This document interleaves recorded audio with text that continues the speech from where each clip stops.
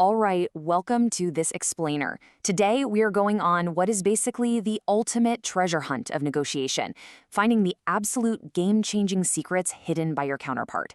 Whether you're trying to close a massive million-dollar corporate acquisition or you're just trying to buy a used car without getting ripped off, we are talking about unearthing these specific pieces of information that, once discovered, completely flip the entire dynamic of a deal right on its head.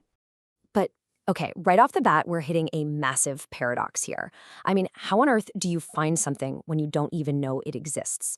Because the brutal reality of negotiating is that the things that kill our deals, or on the flip side, the things that bring us massive, unexpected success, are often completely hidden from us. Finding this treasure is incredibly tough because we don't even know what questions to ask. If we don't know what the treasure is, we literally have no idea where to start digging. To give us a map for unearthing this buried treasure, we'll follow this exact structure today. First, the unknown unknowns. Second, leverage and perception. Third, uncovering your counterpart's religion. Fourth, decoding crazy behavior. And finally, tactics for digging deeper. Let's jump right into section 1, the unknown unknowns. Let's map out exactly what we are dealing with when we actually sit down at the table. Picture a donut chart. You've got this tiny sliver of known knowns, stuff you know for a fact, like their name or their base asking price. Then you've got another tiny slice for known unknowns, things you don't know, so you can actually prep questions to ask about them. But then there is the rest of the chart, the massive dominating chunk, the unknown unknowns. These are the pieces of information we just don't know and we can't even anticipate. And guess what? The vast majority of game-changing info is hiding right there. We call these massive unknown unknowns black swans.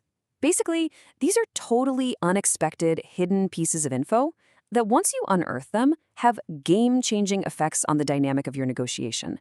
It's that classic, you do not know what you do not know concept. Think about it. Nobody predicted Steve Jobs creating the iPad. It was a product we didn't even know we needed until we actually saw it. Or in the high-stakes world, think of the Griffin Bank hostage crisis. Before that, no hostage taker had ever killed a hostage on a deadline, until suddenly one did. Finding a black swan requires us to look way past our own blind spots, mainly because the person across the table might not even realize how important their own hidden information is. Moving on to section 2, leverage and perception.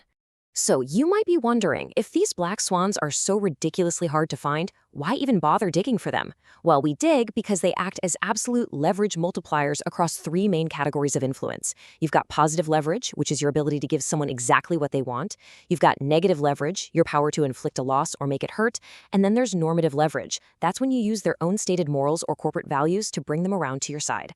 Unearthing a black swan completely magnifies your power in one or more of these areas, giving you a huge advantage. Now, here is where it gets incredibly interesting. There is a huge difference between objective leverage and perceived leverage. Objective leverage is the actual, tangible ability to make them lose or win. But in the real world, gain and loss are super slippery concepts. Our irrational perceptions basically become our reality. So it frequently doesn't matter what leverage actually exists against you. What really matters is perceived leverage, what your counterpart genuinely thinks you can do to them. Which brings us to a totally crucial point. Leverage is, at its core, an emotional concept. And because it's emotional, you can manufacture it whether it physically exists or not.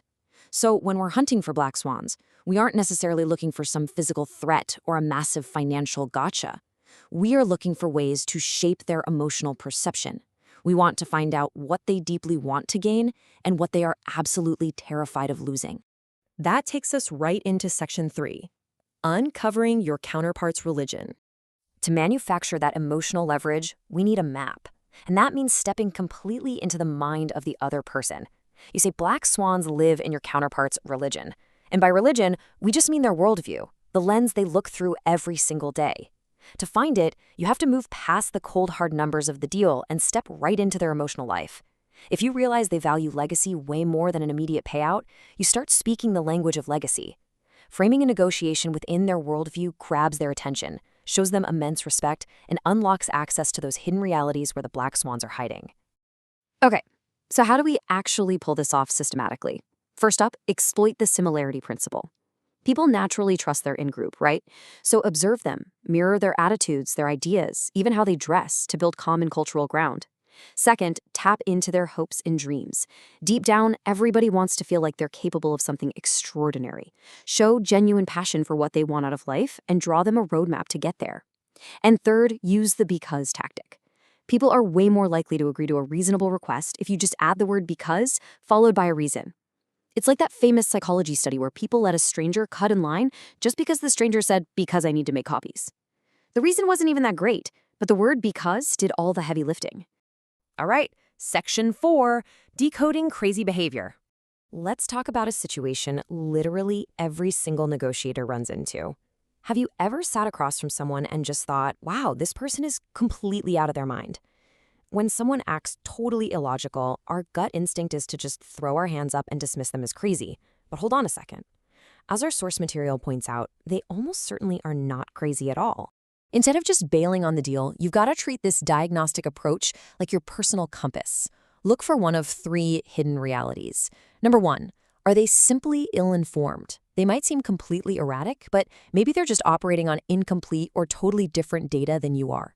Number 2, are they constrained? Maybe they secretly don't have the actual authority to close the deal, but they're way too embarrassed to admit that to you. Or number 3, do they have hidden interests? There could be some unseen desire or pressure from a third party that makes their crazy behavior make perfect sense in their own head. Checking these 3 things stops you from blowing up the deal and gets you closer to that black swan. And that brings us to Section 5, tactics for digging deeper. So we know where to look, but now we need the actual shovel to dig up the treasure, right? You are simply not going to catch everything on the first pass. It is completely impossible. So you've got to use these active steps. First, review everything you hear. Second, always double-check intentions. Make sure what you heard is what they actually intended to say. Third, and honestly, this is a total game changer, use backup listeners. Bring a teammate whose sole job is to just read between the lines. They aren't talking, they are just hunting for the subtext behind the words. And finally, always compare notes with your team afterward to discover clues you might have missed individually. Next up, get FaceTime. Seriously, it is so much easier to read someone in person. Just 10 minutes of FaceTime can honestly reveal more than days of extensive online research. Why? Because human behavior naturally leaks incredibly valuable data when we're interacting organically in the same room, instead of hiding behind a screen, carefully crafting an email. And when you do get that FaceTime, you need to pay laser-focused attention to unguarded moments. Watch the first few minutes before the actual formal business starts. Pay super close attention to the end when everyone is zipping up their bags and leaving. Look out for weird little exchanges between their team members or completely unexpected interruptions. When something in those transition moments feels off or doesn't make sense, that is not a distraction, my friends. That is your engraved invitation to start digging. But you've got to have the right mindset for this whole thing. Here's a crucial rule. Don't look to verify what you expect. Because if you do, that is exactly what you'll find and nothing else. Instead, you have to open yourself up to the actual factual reality sitting right in front of you. Every single negotiation is new. If you let old patterns blind you, you're going to miss the black swan entirely. You literally have to drop your preconceived notions and let the raw facts guide your shovel. So I want to leave you with this question to chew on. What unknown are you going to unearth in your next negotiation? The treasure is absolutely out there waiting for you, but you got to drop your assumptions to find it. Step completely into their world, decode the crazy, and just embrace the mystery. Thanks for joining me on this explainer, and hey, happy hunting.